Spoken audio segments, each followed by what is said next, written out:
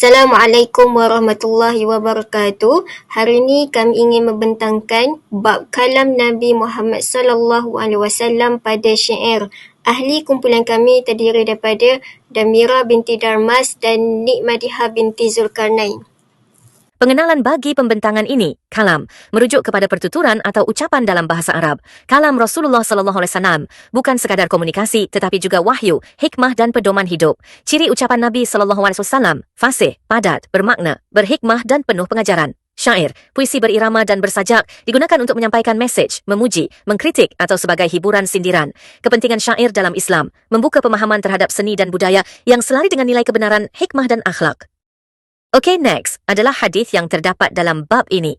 Hadis 243, haddathana Muhammad ibn al-Muthanna, qala haddathana Muhammad ibn Ja'far, qala haddathana Syu'batu 'an al-Aswad ibn Qais 'an Jundub ibn Sufyan al-Bahali. قال أصاب حجر أصبع رسول الله صلى الله عليه وسلم فدميت فقال هل أنت إلا أصبع دميت وفي سبيل الله ما لقيت. Maksudnya Muhammad bin Al-Muthanna menceritakan kepada kami, Muhammad bin Ja'far menceritakan kepada kami, Syu'bah menceritakan kepada kami daripada Al-Aswad bin Qais, daripada Jundub bin Sufyan al-Bajali. Katanya, seketul batu telah terkena jari kaki Rasulullah lalu berdarah.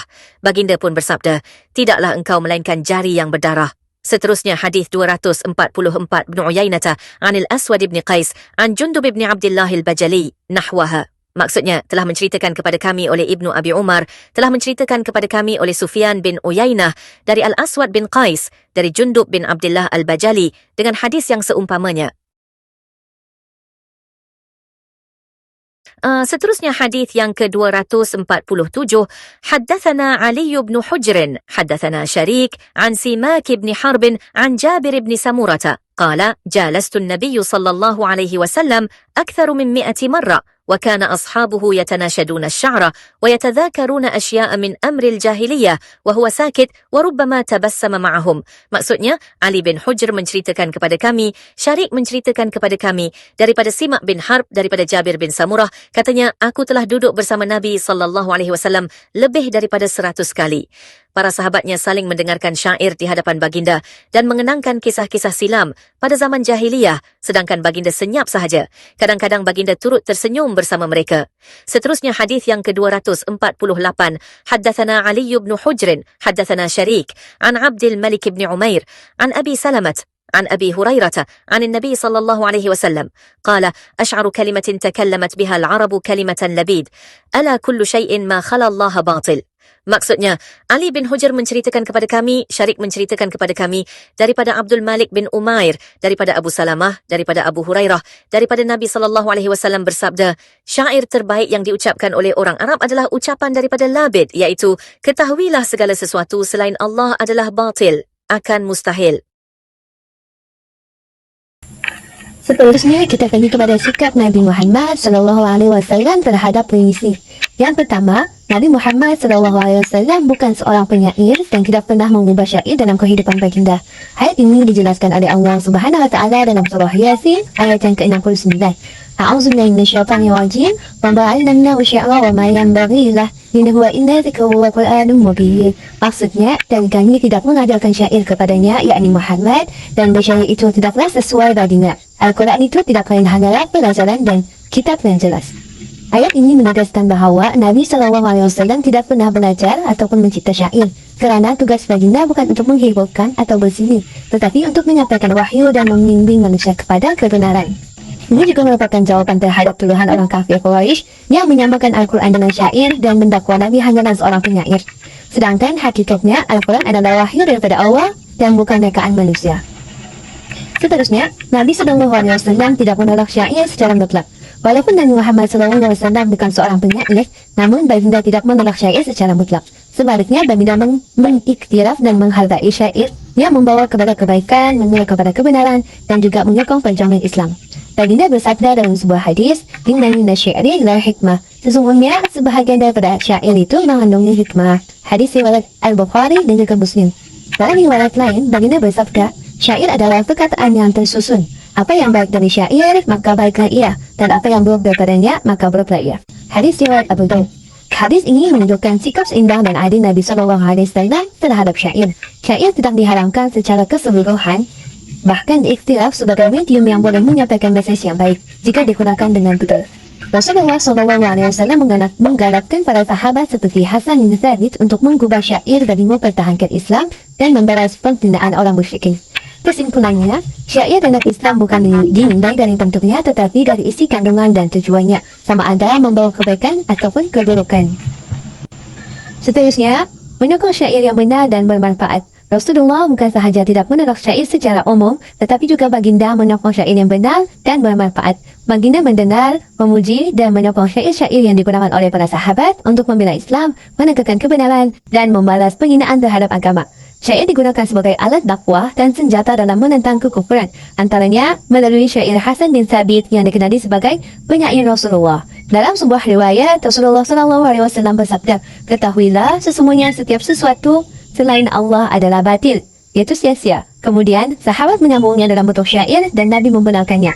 Hadis ini menunjukkan bahawa Rasulullah tidak melarang penggunaan syair, malah baginda membenarkan dan menyokong jika isi kandungannya benar dan berlandaskan tauhid serta akhlak Islam. Baginda juga mendoakan keberkatan kepada para penyair Islam yang mempertahankan agama dengan lisan mereka. Hal ini membuktikan bahawa syair boleh menjadi alat yang sangat berkesan dalam menyampaikan mesej Islam jika digunakan dengan niat dan cara yang betul. Akhir sekali, Nabi SAW menolak syair yang mengandungi unsur penipuan.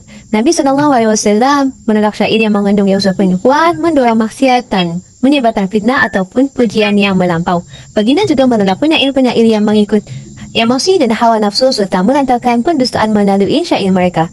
Perkara ini dijelaskan oleh Allah dalam surah Asy-Syu'ara ayat 224 hingga 227 yang bermaksud, dan penyair-penyair itu diikuti oleh orang-orang yang sesat. Tidakkah kamu melihat bahawa mereka menggembala di tiap-tiap lembah dan bahawa mereka suka mengatakan apa yang mereka sendiri tidak melakukannya, kecuali penyair-penyair yang beriman dan beramal soleh. Ayat ini menjelaskan bahawa tidak semua syair itu ditolak, hanya syair yang menyesatkan sahaja ditolak. Syair yang mengandungi unsur penipuan, unsur maksiat ataupun mendorong kepada kejahatan tidak dibenarkan dalam Islam walaupun ia berbentuk indah dan memikat. WhatsApp Dar. Okay, next adalah gaya bahasa Nabi dalam puisi. First, bahasa yang ringkas dan penuh hikmah. Rasulullah dikenali sebagai Jawami al-Kalim, kebolehan menyampaikan makna yang luas dengan lafaz yang sedikit. Baginda tidak menghasilkan syair sendiri kerana baginda bukan penyair. Ana nabiyyu la kadhib, ana ibnu Abdul Muttalib. Maksudnya, aku adalah Nabi, aku tidak pernah berdusta. Aku adalah anak keturunan Abdul Muttalib. HR Bukhari 4317. Walaupun ringkas, syair ini menyampaikan mesej tegas tentang kebenaran kenabian dan keturunan baginda SAW. Okey, second, pemilihan kata yang halus dan bermakna. Rasulullah sangat teliti dalam memilih kata-kata dari syair, hanya menyebut bait-bait yang membawa nilai positif dan berhikmah. Walaupun baginda menghindari syair sebagai bentuk utama komunikasi, baginda tidaklah menolaknya secara mutlak. Inna minasy-syi'ri li hikmah. Maksud, sesungguhnya sebahagian daripada syair itu terdapat padanya hikmah. HR Bukhari 6145. Ini menunjukkan bahawa Nabi SAW mengiktiraf puisi sebagai medium untuk menyampaikannya dengan hikmah jika digunakan dengan betul. Okey, last adalah nada puisi yang bersifat emosi dan rohani. Rasulullah menyebut bait syair diiringi emosi, keinsafan dan semenagat keagamaan. Gaya bahasa Nabi SAW ketika menyebut puisi tidak kosong daripada emosi spiritual. Ihjuhum au hajihim wa Jibrilu ma'aka. Maksud, balaslah mereka dengan syair dan Jibril bersamamu. HR Bukhari 4123. Nabi SAW mengarahkan Hasan bin Thabit radhiyallahu anhu yang merupakan seorang penyair di kalangan sahabat untuk membalas cecaan musuh Islam melalui syair.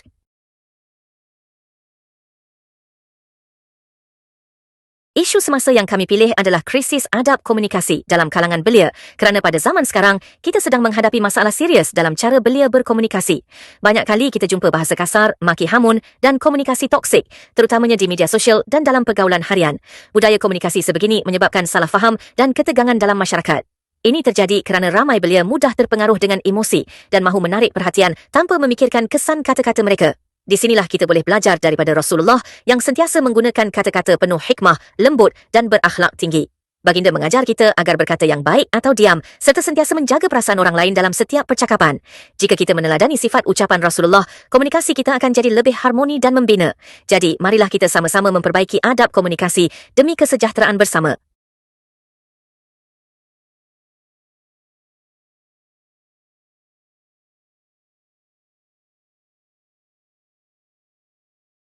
Kesimpulannya di sini, kata-kata Nabi Muhammad SAW bukan sahaja membina umat, malah menyuburkan seni dan sastera Islam dengan keindahan, hikmah dan adab.